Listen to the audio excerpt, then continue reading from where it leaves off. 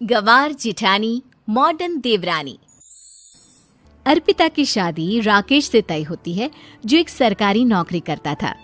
अरे चाची, अर्पिता इतनी सुंदर, पढ़ी लिखी और मॉडर्न लड़की है, फिर कहाँ आप इसकी शादी ऐसे घर में कर रही हैं?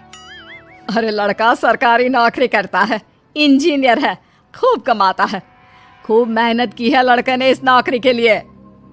अर्पिता भी राकेश को पसंद नहीं करती थी, लेकिन पिता ने हाँ कर दिया तो शादी के लिए मन मारकर तैयारी कर रही थी। हाँ माँ, चाची ठीक ही तो कह रही हैं। पता है मेरी सहेलियों के पति कितने मॉडर्न हैं। अरे देख बेटा, तू मॉडर्न है ना, वो पढ़ने लिखने वाला गांव का होनहार लड़का है, तू जैसा रखेगी रहेगा। अब तक कोई उसकी केयर करने वाला नहीं था, है तो सिर्फ एक भाई भाभी, और माँ पिता तो गांव में ही रहते हैं। अर्पिता का मुंह बन जाता है। वो पिता के फोन से राकेश का नंबर लेकर उसे मिलने के लिए बुलाती है। आज तो मैं उसे साफ साफ मना कर दूंगी, मुझे नहीं करनी शादी। शक्ल देखी है ना, कपड़े पहनने का तरीका है ना बोलने का। अर्पिता राकेश से मिलने जाती है। अब क्या हो गया, आपने मुझे अर्जेंट मिलने को बुलाया, सब ठीक तो है ना? हाँ सब ठीक है, पर मैं आपसे कुछ कहना चाहती हूँ। आप ना इस शादी से मना कर दे। राकेश की आंखें अर्पिता की इस बात से लाल हो जाती है। वो रोंधे गले से कहता है, लेकिन शादी की सारी तैयारियां हो गई हैं। मैंने आपके साथ एक अच्छे भविष्य का सपना भी देख लिया है। ऐसा मत करिए प्लीज। माँ पिता के अलावा मैंने किसी को दिल से अपना माना है तो वो आप ही है। देखिए, मुझे आपसे कोई समस्या नहीं है, लेकिन आप मेरे जैसे नहीं हैं। मैं मॉडर्न लड़की और आप। मैं आपसे वादा करता हूँ, जब तक आपके लायक नहीं बन जाता मैं कभी आपसे बीवी का हक नहीं मांगूंगा। अर्पिता राकेश का प्यार देखकर पिघल जाती है और शादी के लिए हाँ कर देती है। दोनों की शादी हो जाती है, लेकिन शादी के बाद राकेश की भाभी, जो कि पूरी की पूरी देहाती थी। ए राकेश, उठ, जब पानी भर कर ला, और तेरी बीवी को बोल के चूल्हा लगा दिया है, रोटी बना ले। क्या है ये सब? और तुम्हारी भाभी इस तरह चिल्ला क्यों रही है? क्या करूं, भाभी ही खाना बनाती है और मुझे पढ़ने के लिए इस घर में रखा, तो मैं घर का सारा काम कर देता हूँ। अब तुम आ गई हो, अपने तरीके से देख लो। ये मकान तो तुम्हारे पापा ने बनवाया था ना, शहर में, ताकि बेटा पढ़ाई कर सके। हाँ, पर भाभी ही पूरे घर में रहती है। ठीक है, देखो अब। अर्पिता बाहर जाती है। सूट पहनी अर्पिता को देखकर जेठानी का पारा हाई हो जाता है। ए शहर की हीरोइन, यहाँ ना चलेगा ये सब, समझी? साड़ी पहनो, साड़ी। वो नारंगी वाली निकाले हैं तुम्हारे लिए, जिसमें हरे रंग का फूल बना है, और सीधे पहुंचो रसोई में। मेरे आगे नहीं चलेगा ये सूट बूट का नाटक, समझी? देखिए भाभी, आप बड़ी हैं, आपने राकेश की पढ़ाई में मदद की, लेकिन ये मकान इनके पिताजी का है, तो मैं अपना पोर्शन अलग कर रही हूँ। मैं आज से आपके साथ नहीं रहूंगी। जेठानी का तो मानो पारा ही हाई हो जाता है। और आज तो कैसे नहीं रहेगी? हाँ, और कौन बोला कि राकेश अलग हो जाएगा? वो अपने भाई के बिना नहीं रहता। आज देखिए तो, देखिए कल के आई छोरी क्या बोल रही है। राकेश के साथ बात हो गई है, मैंने ऊपर का हिस्सा राकेश को दे दिया है, उसके अपनी जिंदगी शुरू हो रही है, तो अच्छा है ना कि अब रसोई भी अलग हो जाए। अर्पिता राकेश की ओर फक्र से देखती है कि उसने अर्पिता के लिए स्टैंड लिया। अर्पिता बाजार में जाकर सारा रसोई का सामान ले आती है। पिता के दिए सामान से घर सजाती है और अपने तरीके से पूरे घर की सजावट करती है। शाम को राकेश ऑफिस से आता है। कुर्ता पैजामे में राकेश को देखकर, अरे ये क्या पहना है? भाभी सिलती है ना कुर्ता, मैं सारी कमाई भाभी को ही दे देता हूँ। लेकिन अब ना बीवी को देना होगा, क्योंकि भैया भी अच्छी नौकरी करते हैं। भाभी अपने पति का पैसा संभाले और मैं अपने पति का पैसा संभालूंगी।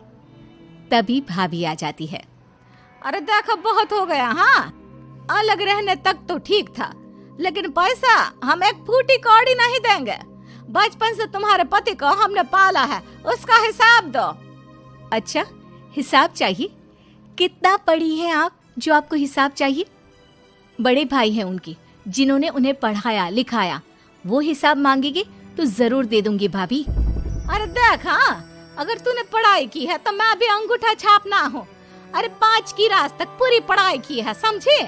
वैसे भी कल इन लोगों के माँ बाबूजी आ रहे हैं गांव से, वही लोग ठिकाने लगाएंगे तुझे। अगले दिन सास ससुर आते हैं, दोनों बहुत ही सीधे लोग। अच्छा किया जो ऊपर के हिस्से में राकेश की गृहस्थी लगा दी। अब दोनों बेटे अपना अपना देख ले। छोटी बहू कहाँ है? अरे बहुत ही चालाक है माँ जी, ऐसी जबान चलाती है जैसे दर्जी कैंची चलाता है। वैसे बहू तुम भी कम नहीं थी। और सुनाओ। तभी छोटी बहू सास ससुर के पैर छूकर उन लोगों को चाय और नाश्ता देती है। माँ जी, आप थक गई होंगी, मैं खाना लगा देती हूँ, ऊपर आ जाइए चाय पीकर। अरे बस बस, यही रहेंगे वो, क्योंकि बड़ी बहू मैं हूँ। हम एहसास है इनके माँ बाबूजी मेरे पास ही आए हैं। चलिए माँ जी, आप ना किचन में खाना बनाइए, मैं जरा बाजार होकर आती हूँ और फिर साथ में खाना खाते हैं। जेठानी बाजार निकल जाती है और सास ससुर बेचारे घर पर अकेले। फिर दोपहर को, माँ जी, मैंने आप सभी के लिए खाना बनाया है। माना मैं छोटी हूँ, लेकिन अच्छा लगेगा अगर आप लोग मेरे साथ रहें। वैसे भी यहाँ है कौन बेटा, चलो ऊपर राकेश के पास ही चलते हैं। सास ससुर दोपहर का खाना खाकर वहीं आराम करने लगते हैं कि जेठानी आ जाती है। अरे वाह, ये तो वही बात हुई ना, कल की आई को पूरा परिवार और हम अकेले के अकेले। भाभी देखिए, परिवार में प्यार से रहा जाता है, ना कि चालाकी से। अम्मा खाना कैसे बनाती, पहले ही गांव से थक कर आई हैं। हाय रे दया, तो मैं का बाजार से ऐस करके आ रही हूँ। अरे भूख के मारे मेरा सर दर्द हो रहा है, पर यहाँ मेरी फिक्र कौन करेगा। अरे तो किचन में खाना है, लगा देती हूँ मैं भाभी। बड़ी बैठकर खाना खाती है और शाम को जब राकेश घर आता है। अरे राकेश, तू तो पूरा हीरो लग रहा है इन कपड़ों में। ऐसे कपड़े पहले क्यों नहीं पहनता था? राकेश बीवी की तरफ देखता है और फिर कहता है, माँ, पहले पहनाने वाली नहीं थी ना। हाँ हाँ, और हम जो हाथ से सिल सिल कर कुर्ता पहनाते थे उसका का? अरे तुम्हारे भैया तो आज भी पहन रहे हैं। तभी अर्पिता सास के लिए कपड़े और ससुर के लिए शर्ट पैंट ला कर देती है। उन लोगों को फ्रिज से ठंडा पानी और टीवी में फिल्म दिखाती है। अरे कब से इनको बोल रहे हैं कि फ्रिज वाले आओ, लेकिन ये है कि मानत ही ना है। बहू, अब तो तुम ही समझाओ ससुर जी को। नहीं पापा, आप फ्रिज मत लीजिए। अरे वाह रे छोटे, खुद फ्रिज का ऐसे का मजा ले, और इनकी माँ के पास फ्रिज भी ना हो। अरे देखा पिताजी, देखा माँ जी कब बोल रही है। अरे उसकी पूरी बात तो सुन लो कि वो क्या बोल रही है। वो इसलिए क्योंकि अब माँ जी और पापा यहीं रहेंगे मेरे पास। घर को घर सिर्फ मॉडर्न या गांव की सोच नहीं, बल्कि संस्कार बनाते हैं भाभी, और संस्कार अच्छे हो तो सब सही हो जाता है।